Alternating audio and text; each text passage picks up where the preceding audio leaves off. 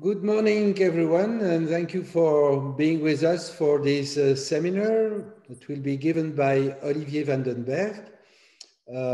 Olivier graduated as a clinical microbiologist from the Université Libre de Bruxelles. He has both an MD and a PhD, and he has been working as head of the Department of Microbiology and as an associate medical director at the so-called Libre laboratory from the university, which, as you know, is working for a number of Brussels hospitals. He's also professor of microbiology at the Faculty of Medicine and at the Public Health School of our university. So Olivier is a very active scientist. He published a number of publications, obviously in the microbiology field, but focusing on emerging foodborne pathogens.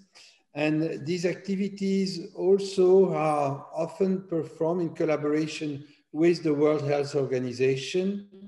He's actually a member of an advisory group working on antimicrobial resistance at WHO. And since 2014, he has been appointed member of the new work with the new committee of the ECDC, you know, this European Center for Disease Control. So Olivier, thank you very much for being with us today. Sorry. I think that you will address a very important topic, which actually has some close relation with the COVID-19 pandemic. It's another major infectious threat in terms of public health. I'm talking about antimicrobial resistance. And just as COVID-19, this is a topic that should be addressed at the global level. And you know that there is a major concern about how COVID-19 is addressed in low resource settings. And today you will speak about this problem, but in relation with antimicrobial resistance. Thank you again for being with us, and the floor is yours. Thanks. Thank you very much, Michel, for this nice introduction and for the invitation to present you this lecture entitled Control of Antimicrobial Resistance in Low Resource Setting. This lecture has been prepared by myself in collaboration with Jan Jacobs from the Institute of Medicine, Tropical Medicine of Antwerp, and Jean-Baptiste Renat from the MSF Minilab team. Over the next 40 minutes, we will discuss why there is a concern about antibiotic resistance.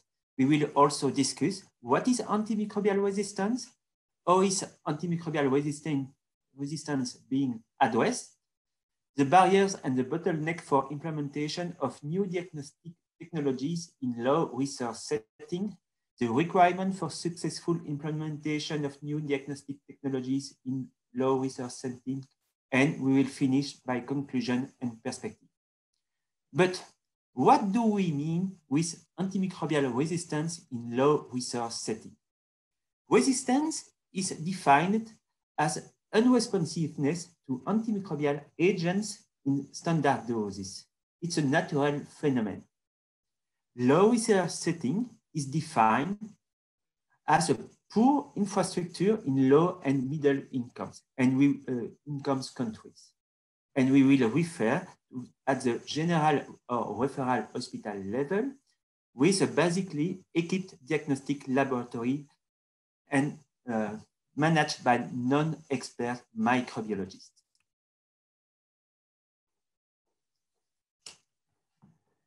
When the I3h team asked me to present a lecture, I immediately thought, do we need still additional lecture on COVID-19?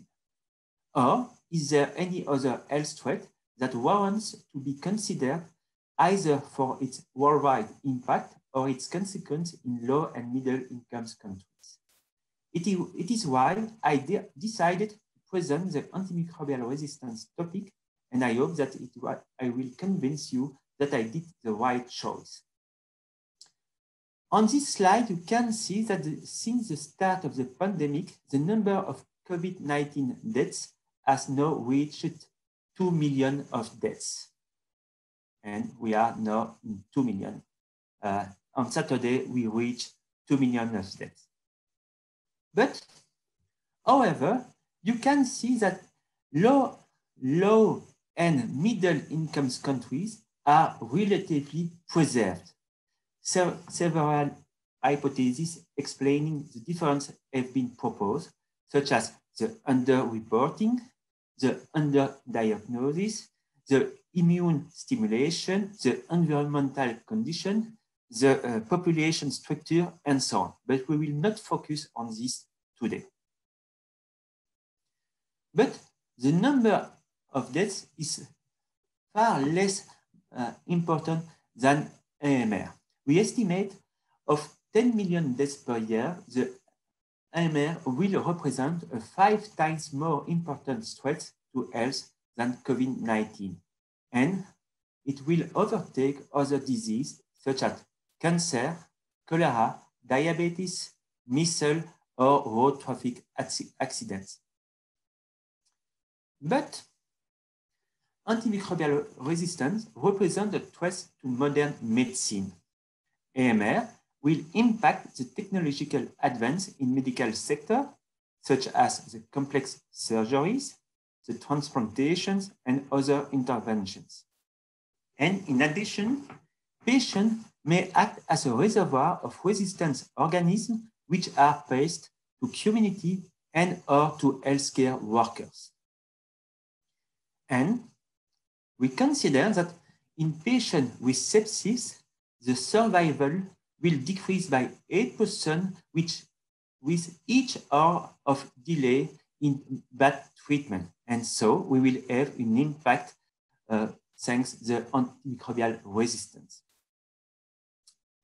Antimicrobial resistance will also have an impact on the economies, and it represents a threat to economies.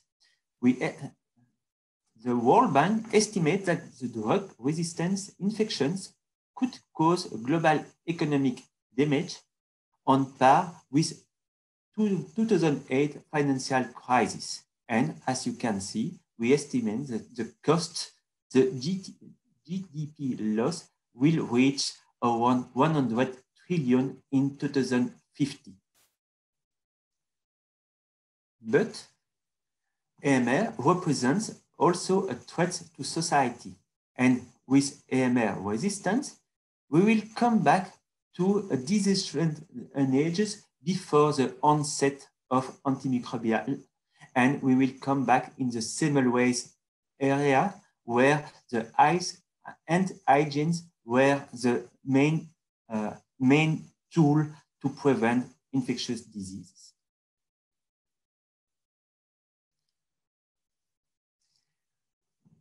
On this slide, you can see the number of deaths attributable to AMR every year by 2050.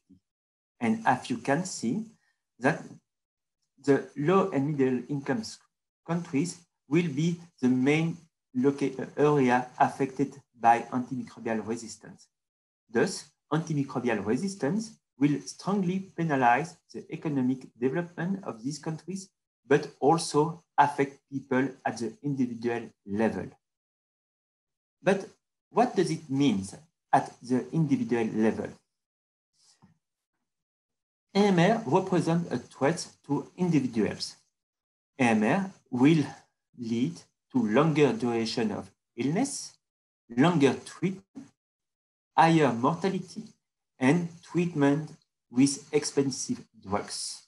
So we have to face against AMR. But what is antimicrobial resistance? Antimicrobial resistance is defined as unresponsiveness to antimicrobial agent in standard doses. It's a natural, biological, unstoppable phenomenon encompassing different types of microbes.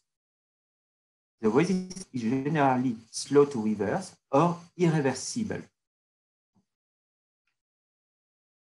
All antimicrobial agents have the potential to select drug-resistant subpopulation of microorganisms, and AMR comprises many different diseases such as urinary tract infection, respiratory tract infection, including tuberculosis, bloodstream infection, and or wound infection.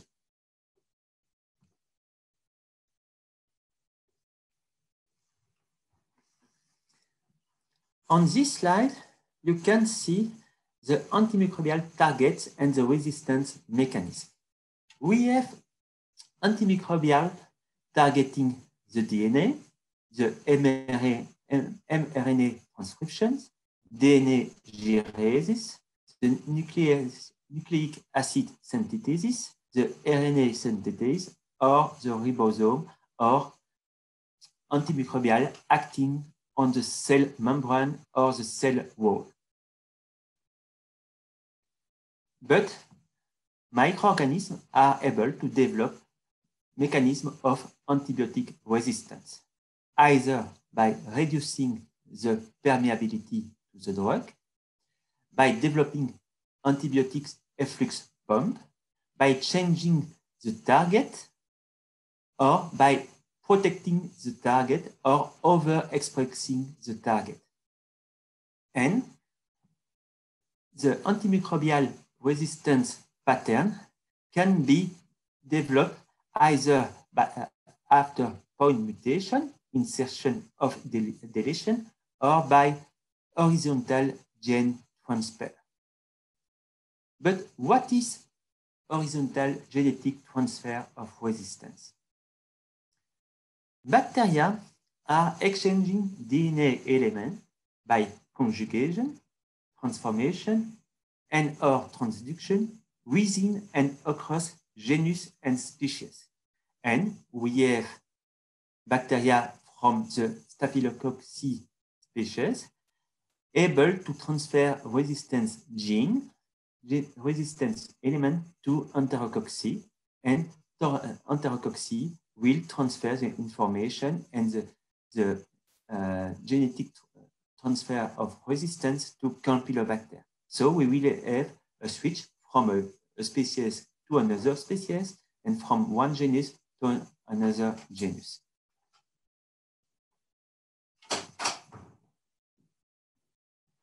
What drives antimicrobial resistance? AMR is understood to be driven by a combination of factors that drive emergence of new resistance genes and conditions that facilitate transmission of these genes. Use of antimicrobials is understood to contribute to both processes. And the resistance infections share the same drivers as regular infection. Also, some may be more virulent, others may be less. Both bugs and drugs are circulating between animals to humans or to environment, which constitutes the main framing for AMR. It's the One Health perspective, and on this figure, you can see that the transfer of microbes from humans to the environment or to the cattle or to the pets. And we have also acquisition of antimicrobial resistance from abroad, from across the border, and the travel-related antimicrobial resistance. So we have a One Health perspective and we have a One World perspective.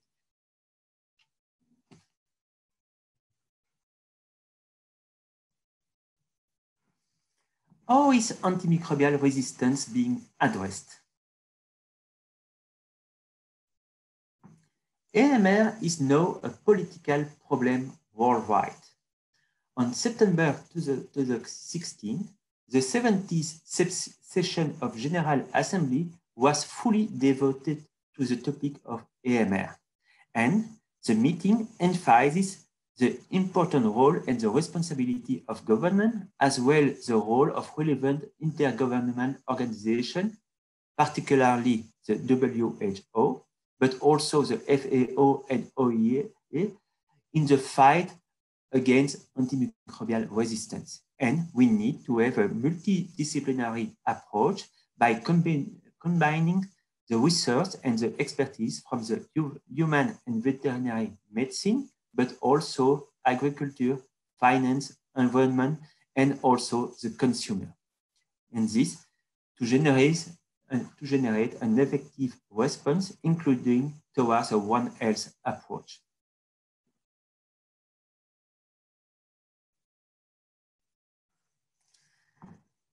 On this slide, you can see the factors influencing the race against antimicrobial resistance.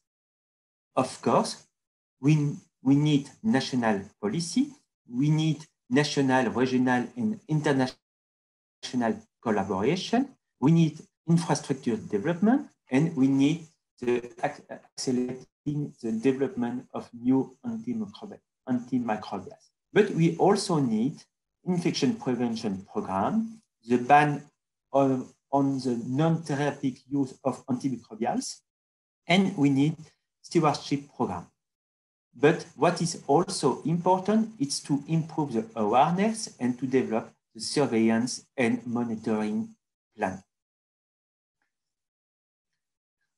In the frame of this lecture, I will not discuss the alternative product to tackle infection. I will not discuss phage therapy, lysine, antibodies, probiotics, immune stimulation, and peptide. Focus on the need of a surveillance, rapid diagnostic test, and global innovation fund. We need to improve the knowledge about antimicrobial resistance at the individual level, but also at the population level, either to better cure the patient, to better cure the population, but also to improve the surveillance and the awareness of the population about the misuse of antimicrobials.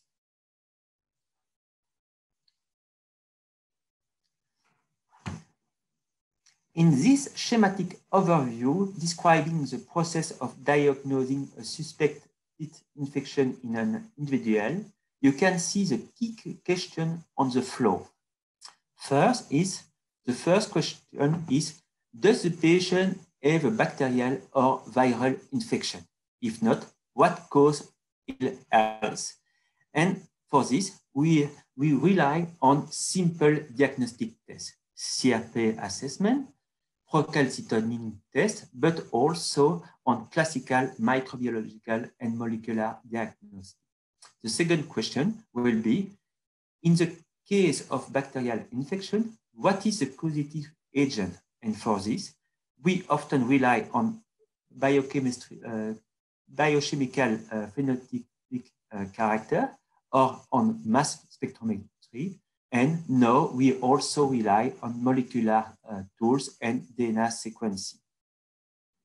The next step, when we know what is the causative agent, is to know what is the antibiotic susceptibility profile of the organism. And for this, we will use antimicrobial susceptibility testing, either based on phenotypic test and or genotypic test, or genomic tools.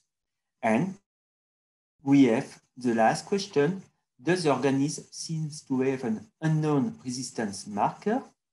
And what are the resistance level to antibiotics? And for this, we will rely on quantitative antimicrobial susceptibility testing. This is true for industrialized countries, but also for developing countries, except that in developing countries, we have no access to mass spectrometry. We have restricted access to the molecular diagnostic tools. And I will come back on this point in 5 minutes.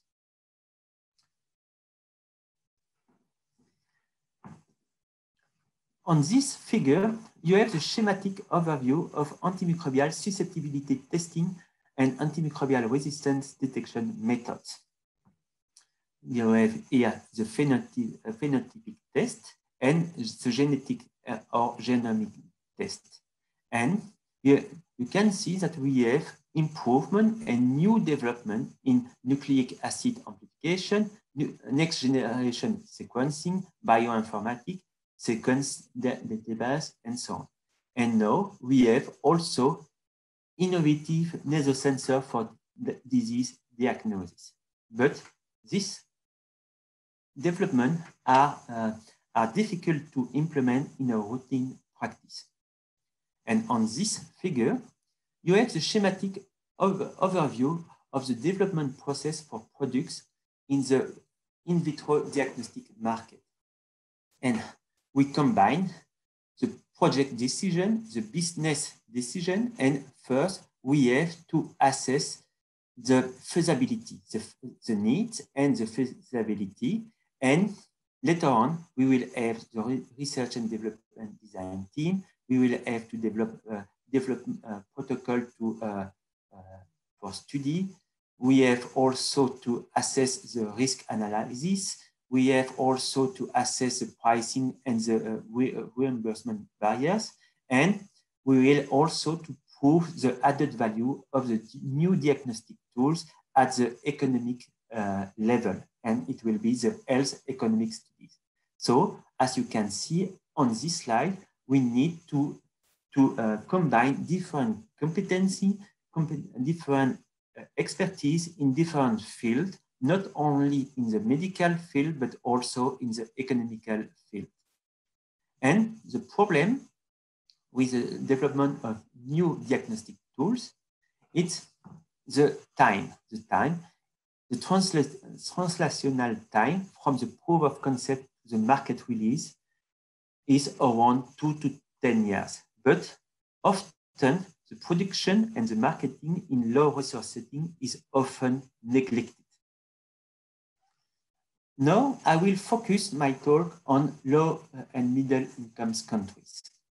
And what are the requirements for winning the race against antimicrobial resistance in low and middle income countries? Previously, I just described the clinical microbiology lab, that the clinical microbiology labs are a key element in the fight against antimicrobial resistance. But to win this race in a low resource setting, we have to move the clinical microbiology labs from the reference center to the district hospital for the individual patient care, but also to reinforce the microbiological surveillance by aggregating the laboratory data. And clinical microbiology labs have also an added value in the outbreak management and in the hospital infection control. We also have to reinforce the use of rapid diagnostic tests as a primary care level for the individual patient care. So we have to move the clinical microbiology from the teaching and the reference center, often located in the capital of the country, to rural and provincial area, in the district hospital for the clinical microbiology labs, but also in the health zone, for example, in the microscopy center, health post, and the community health worker for the use of rapid diagnostic tests. And here, you have an example of the challenges met in the implementation of clinical microbiology in low resource setting. We still now have laboratory unequipped with low infrastructure, with problem in terms of water supply, in terms of dust, in terms of humidity, in terms of power supply. And so we have to take this point into consideration before implementing new and modern diagnostic tools. And on this slide, on this figure published in that we have published in the Lancet Infectious Disease, you have the different challenges met in the implementation of clinical microbiology in low resource setting. We have the limitation in the infrastructure and in budget. Problem for the power supply, but also the dust control, the humidity control, and the climate, air conditioning, for example. But we have also to face logistical problems. The supply chain, the availability and quality assurance, and the cold chain requirement for shipment and storage must be taken into consideration. We have also a lack of skilled human resource. Often we have untrained lab technicians. We have problems in terms of logistics, after-sales service, and so we are not able to implement conventional methods used in industrialized countries. And last but not least, we have to reinforce the link between the clinical microbiologist and the infectious disease specialist. Why? Because often the infectious disease specialists do not trust the laboratory results because of the all factors described before, which are impacting the quality of the result provided by the lab. So, what are the requirements for successful implementation of clinical microbiology in low resource setting? First, we have to select and prioritize the clinically relevant specimens. We need to have to use tropicalized equipment, consumable, and techniques. We have to rationalize the bacterial identification and antimicrobial susceptibility testing. We need an embedment into clinical care. We need affordable training and reference material. And last but not least, the IVD research should address challenges met in low resource setting with shortening of the translational pipeline. First, the selection and prioritization of clinical relevant specimens.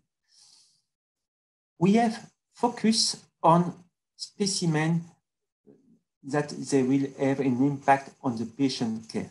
For example, blood culture instead of urinary tract infection or stool analysis.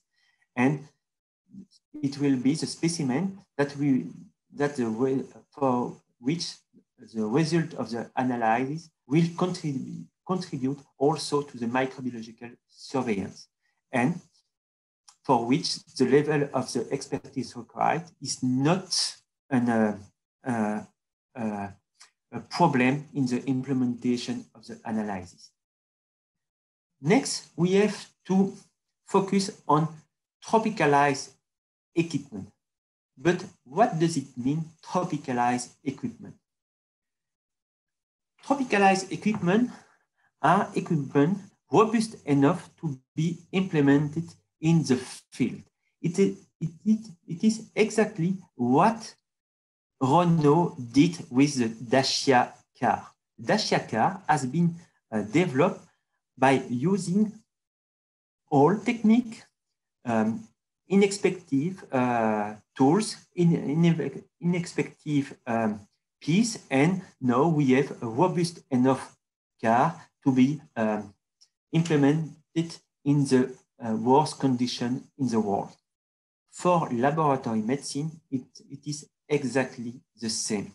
We have to revalidate existing techniques. We have to design and validate new inexpensive tools. And we need on-site reference laboratories to test prototype or to validate on-site in target population. And I will come back to this point later on. And we need an in-country production. This point led me to develop the concept of reverse innovation or low-cost innovation.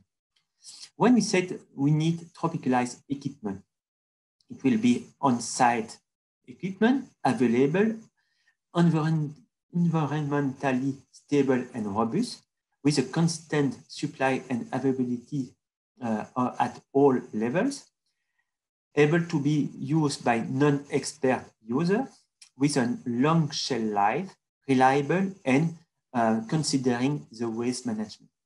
Often, such equipment already exists. They were developed in the 80s for industrialized countries, but with the advent of molecular diagnostic tools, they disappeared from the market. So, before to develop new diagnostic tools, we have to do a market review with an inventory of the existing. And we have to do a consultation with experts and end users, not from industrialized countries, but from the field. And later on, we will have to develop a target product profile and specification. You will say, yes, but what? What about this concept? I will share with you a recent example that we developed with MSF, Médecins Sans Frontières, Doctors Without Borders. We have developed the MiniLab project. The MiniLab project is a small-scale basic clinical bacteriology laboratory. And it's the most emblematic example of reverse innovation. It has been designed by MSF for MSF field, where bacteriology is not yet available and or possible. For example, in the district level hospital. But this mini lab must reach the MSF quality standard, the simplified logistics, the accessibility to non-expert, and to be mobile laboratory. The impact of such mini lab is to the improvement of the patient treatment, but also act as a support for the clinical-based surveillance and research. And with other partners from Hôpitaux Universitaires Paris Sud, APHP, from Institute of Tropical Medicine, but also with private manufacturers, for example, Beckman Coulter, but also with intergovernmental organizations such as WUNET or private foundations such as Fondation Mérieux, we have developed such mini laboratory. And as a member of the scientific committee, the additional goal, the final goal, was to make it available outside MSF field for other non-profit organizations, for Ministry of Health, and for research institutions.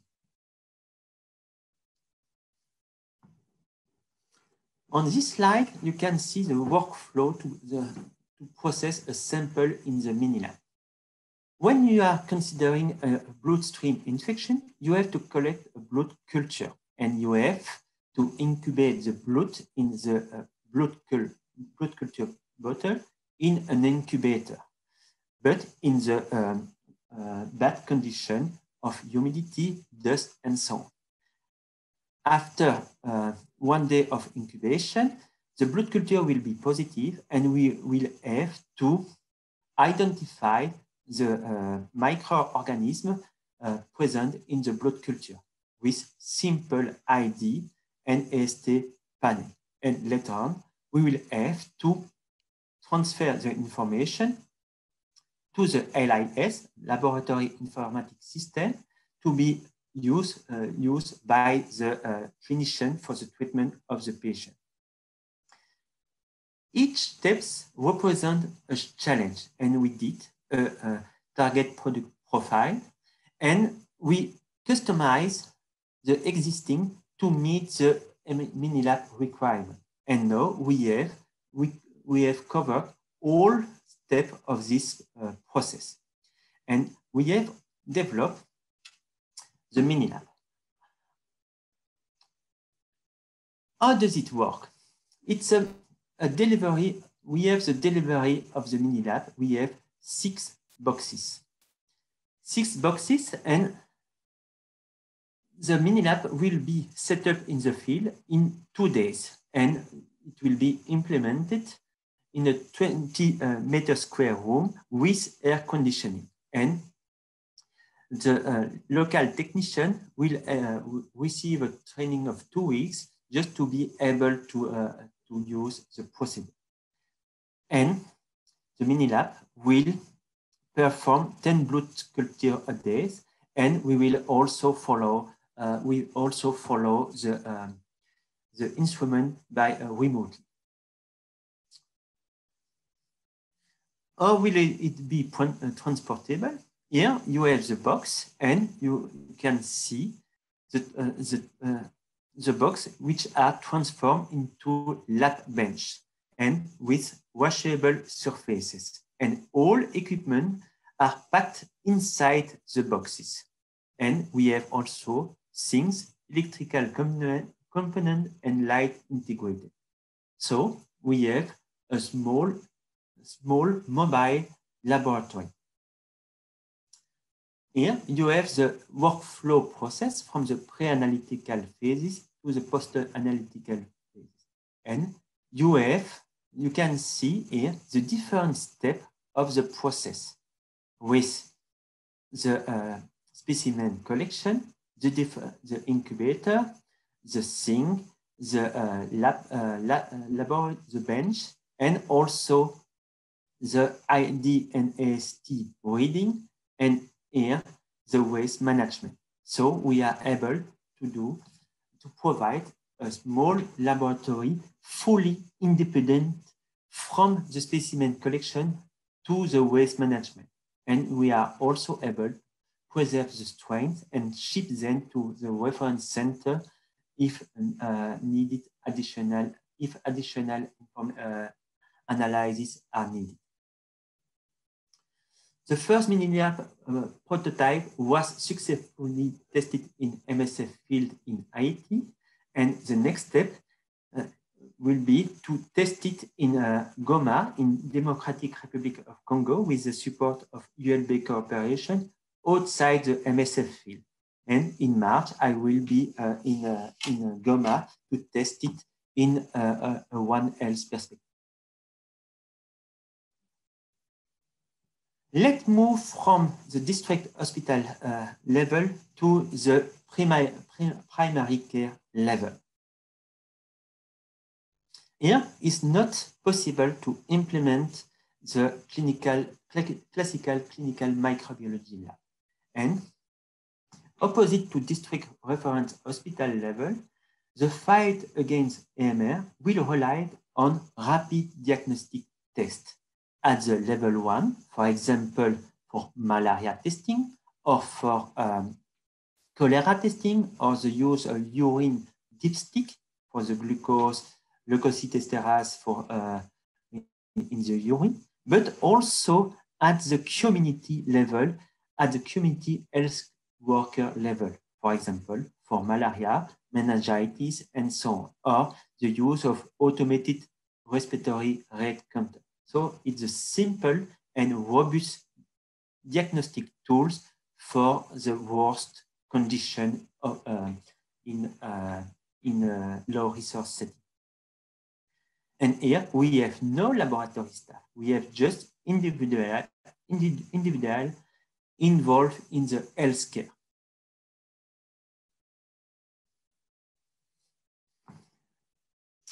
To describe this point, I will focus on COVID testing.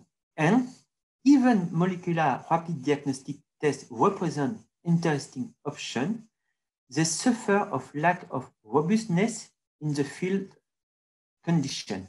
And it is why, in the frame of the COVID-19 pandemic, we implemented antigen rapid diagnostic tests in South Kivu. For example, in collaboration with Denis Mukwege from the Panzi Hospital, we have tested antigenic rapid diagnostic tests for COVID, but also immunochromatographic tests for serology.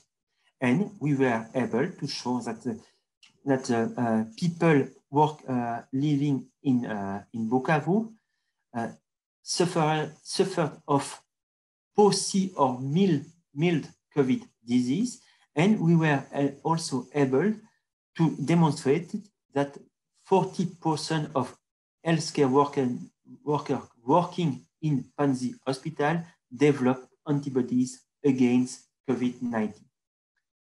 But the problem for the rapid diagnostic test in developing countries are as follows. We have first problem of biosecurity. When you are asked to add sample in a tube, it could represent a biohazard, a risk for the user, especially when we consider respiratory tract infection, but also other infectious diseases such as Ebola or cholera. So we need to have simple diagnostic tests, and such rapid diagnostic tests must fulfill assured criteria, which are affordable, sensitive, specific, user-friendly, rapid, and robust. And they must also be equipment-free and deliverable to end user. And on this slide, you can see the difference on a rapid diagnostic test in the classical presentation as a strip in a tube format and a strip in cassette. And here, in this second part, we do not have to add to implement different steps in the process. What is also important is the field testing. The field testing, we have to test immunochromatographic test in the field. Why? Because the population are different.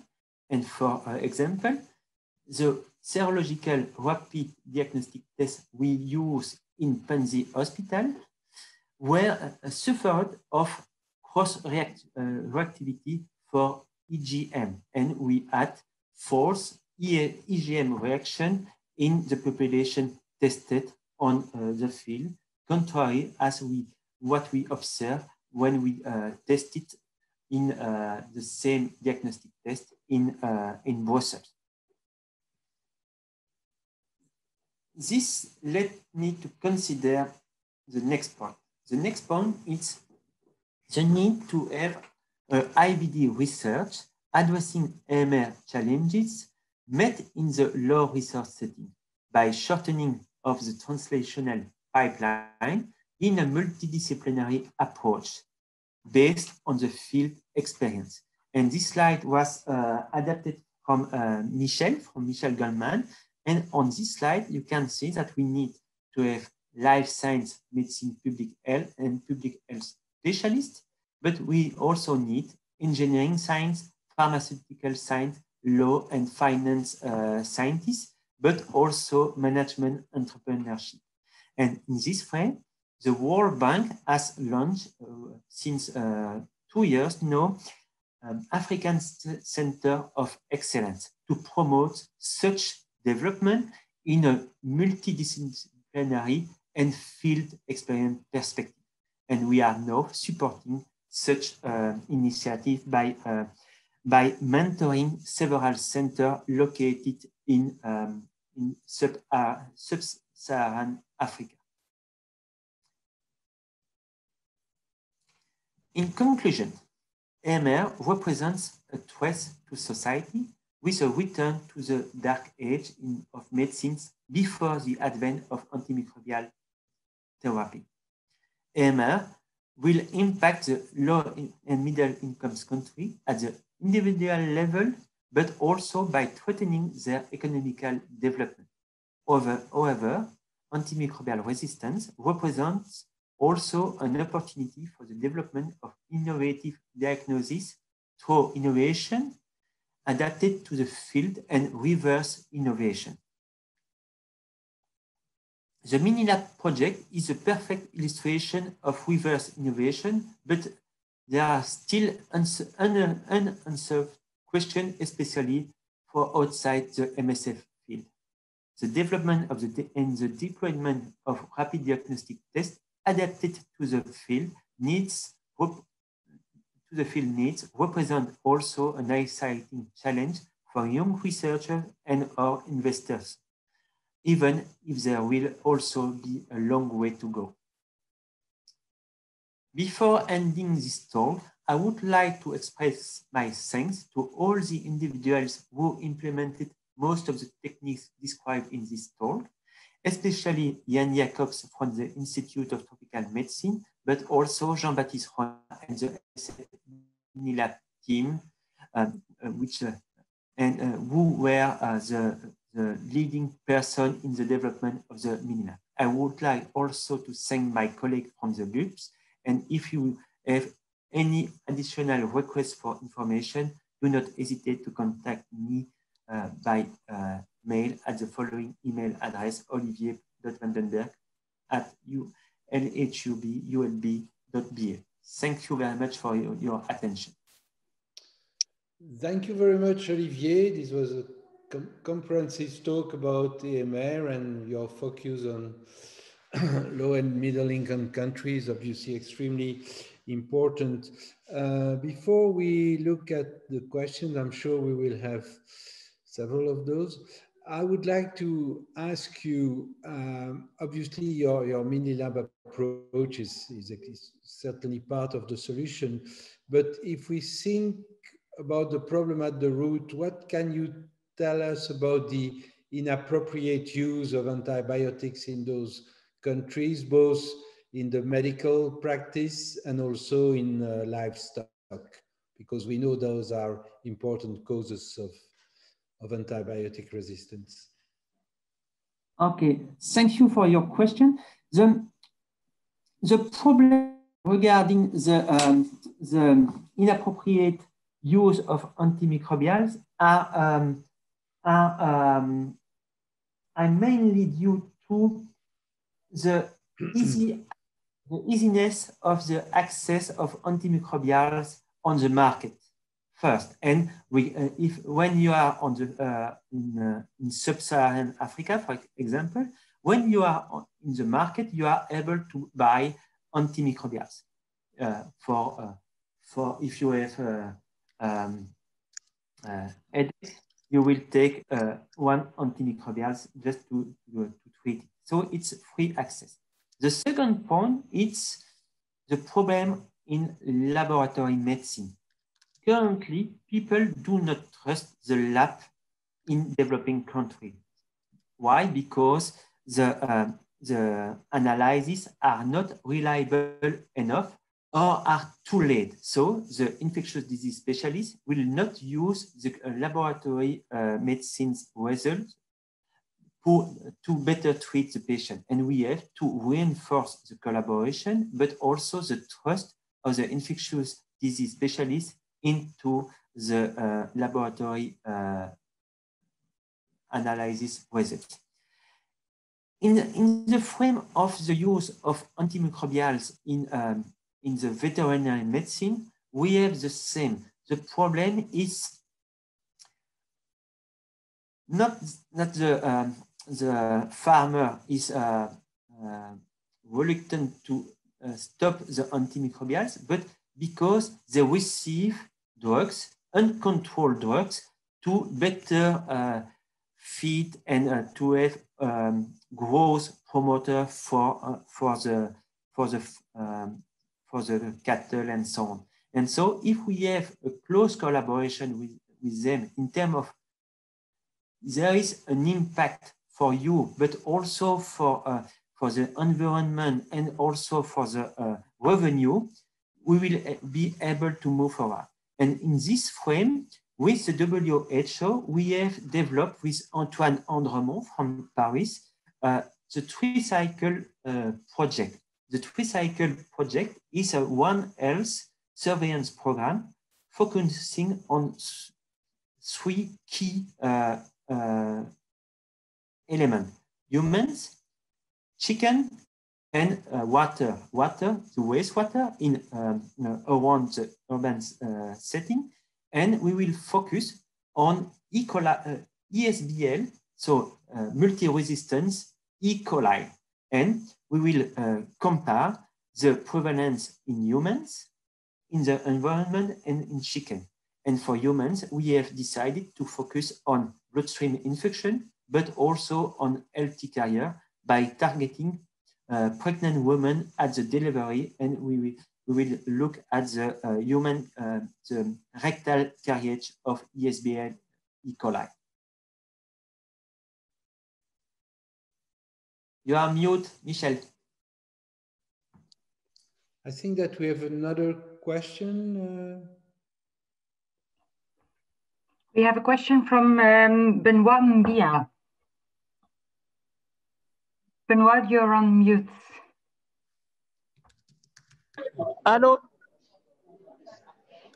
Are you understand me? Yes. Okay. I ask my question from Congo. I am in Congo now, and I'm sorry. I will ask my question in French, if it's possible. No problem. Ok. J'ai beaucoup apprécié la présentation parce que ici, nous travaillons en pédiatrie à la clinique pédiatrique de Mbujimayi et nous sommes affrontés la plupart des temps par le problème des résistances aux antibiotiques, mais surtout par des antibiotiques qui sont sous-dosés, qui viennent de l'Asie, de la Chine, de l'Inde. Nous avions essayé de mettre en place un système de laboratoire, mais il y a toujours ce problème-là de logistique. Je voudrais savoir si le présentateur peut nous évaluer les coûts du mini-lab project. Comme ça, nous pouvons avoir des idées dans le sens de l'implémentation. Merci. Merci pour votre question. I will reply in English for attending, but I can translate in later. So okay. We are not considering the externalization from the MSF field to the general population. And the target profile is to pay a blood culture less than 10 euro, 10 euro per blood culture instead of 15 or 20 euro as we meet in different parts of Congo. I don't know what is the cost of a blood culture in your setting, for example. Allô? Donc, l'objectif... $30.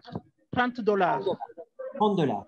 Et donc, c'est autour de 10 euros, 10 dollars pour justement donner, faciliter l'accès aux hémocultures aux patients.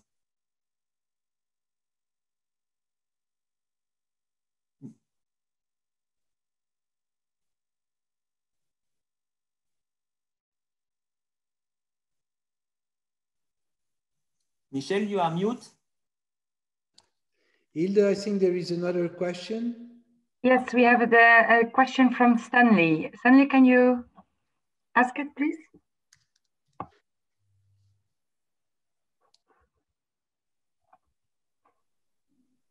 Stanley? Hello, can you get me? Yes, we hear you. Okay, fine, thank you. Just in line with what the other guy from Congo said, because while in Cameroon, I noticed that we don't have only the problem of diagnosis, but we have the problem of detecting counterfeit drugs. And at one time, we had some partners from Germany that created a kind of mini lab to detect counterfeit drugs. And I was just asking, I'm asking to know whether isn't it better to, to promote this mini lab of early diagnosis and culture and sensitivity in areas where this mini lab of detecting counterfeit drugs has been installed so that you have a greater impact? What do you think? Yes, it would be great if we could use the mini-lab in a large-scale perspective, not only focus on a restricted area, but also in depth in a rural area, and also to work in collaboration with pharmacists, and to be able to first assess other matrix than the blood culture specimen, for example, the urinary specimen, but also to assess the quality of the drug. Over. Thank you. You're welcome. Sophia, you had also 2 questions. Yes. Oh, hello. Thank you very much for this very interesting presentation, which we're talking about a very serious threat in terms of public health, and also in developed countries, of course. So I was wondering, one of the things you said is that one of the main steps, and one right in the beginning, is to know whether the patient has a bacterial or a viral infection. And it's also crucial to use RDT. And this is also very important in a primary care setting. But even if we consider the case of developed countries, how widely is this step being implemented, in particular in a primary care setting, which, I mean, at the hospital, I can imagine it's easier, because at least just from anecdotal evidence and also personal experience, that it's not that doctors are always testing already for one or whether it is a bacterial or a viral infection. And also related to this, and if we think about general incentives to doctors, including malpractice liability incentives, it seems that it would be worse for a doctor not to prescribe antibiotics when they're really needed and then something really bad happens to the patient, than to actually prescribe an antibiotic, even if it's not necessary. And then the patient develops antimicrobial resistance. Thank you very much for your question. It's a large topic, and what about the point of care testing in industrialized countries? In Belgium, in my setting, we have the rapid diagnostic tests are not sufficiently accessible for in the general practice level. And why? Because rapid diagnostic and point of care testing are still under the control of laboratory medicine specialists, and we have trouble in terms of reimbursement. But with the COVID disease, we have moved forward towards a good direction with an extension of the use of at the general practitioner level. But I am convinced that we need to provide rapid diagnostic tests at the patient level, not only at the general practitioner level, but in a way of the individuals will be able to reach the information, to have an access to the information delivered by the rapid diagnostic test. For example, if you use a pregnancy test, if it's positive, you are happy. When you test for an HIV, when it's positive, you are unhappy, you are stressed, and often the test, if it's falsely positive, and we have to confirm the test by an additional test. So for AMR or for CRP level, for rapid bacterial identification, we have to provide the same environment in terms of interpretation, but it's not the reason to install border between laboratory medicine and individual. So I am fully convinced that the laboratory medicine will move from the lab to the individual. Regarding the incentive, of course, I fully agree with you that we have to control the malpractice. And for example, in China, they before to order antimicrobial drug, you have you must have a laboratory result confirming that you have an infection and that the patient has an infection due to one bacteria susceptible to the antimicrobial that you will use to treat the patient. But the time is not only money, but save life. And so we need rapid diagnostic tests. Thank you. You're welcome.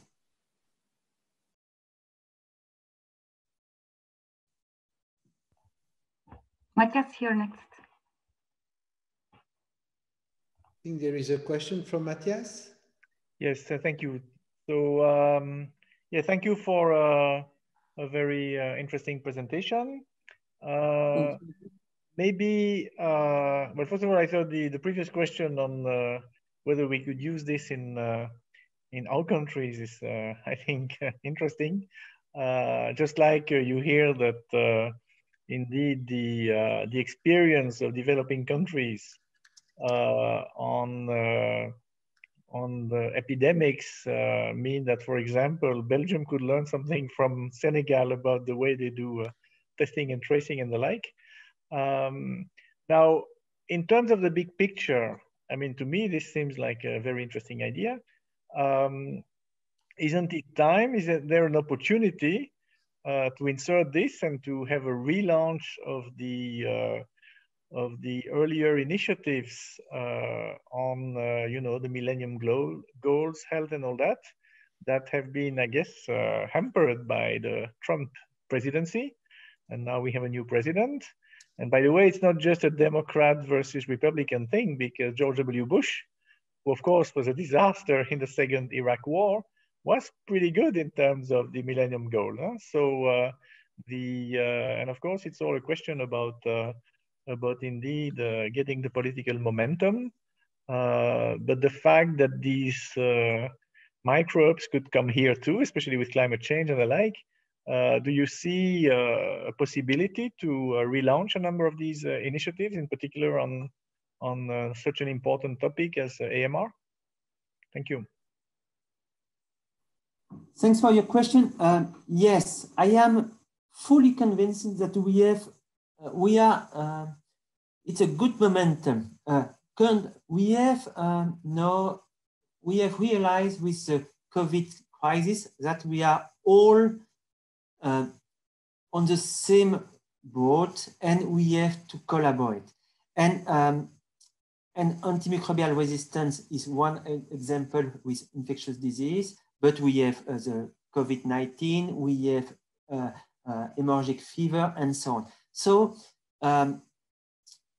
governments are now considering the climate change and the consequence with infectious disease increasing and so on as a top priority.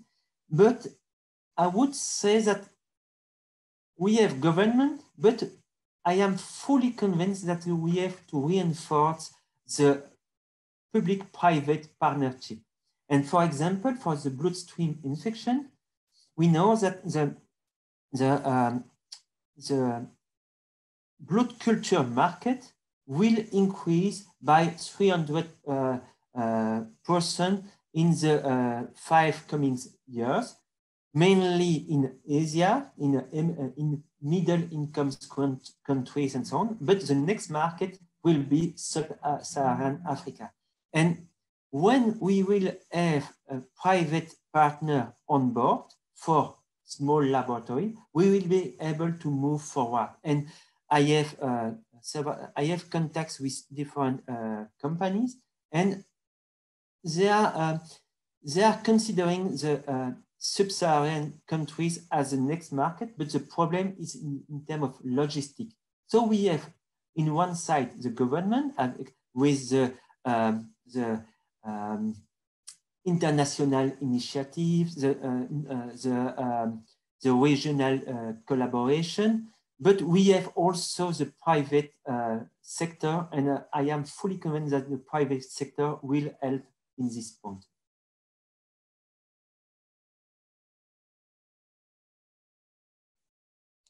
Thank you, Olivier. I think we have, I thought we had the last question by Hilde, but apparently you got your answer, Hilde. Indeed, I was actually asking whether indeed for the public-private partnerships, you see there are, well, due to the no to little return on investment, of course, there's little interest from industry to invest in finding new antibiotics.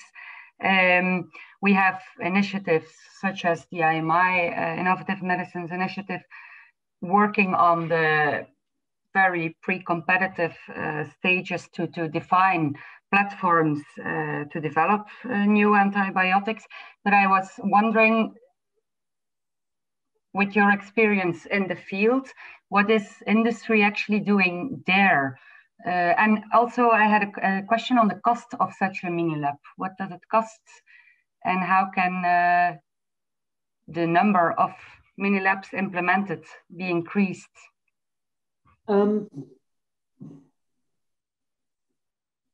It's a huge question. Currently, we are considering to set up a consortium with different partners to be able to externalize the mini lab. And I would be pleased if the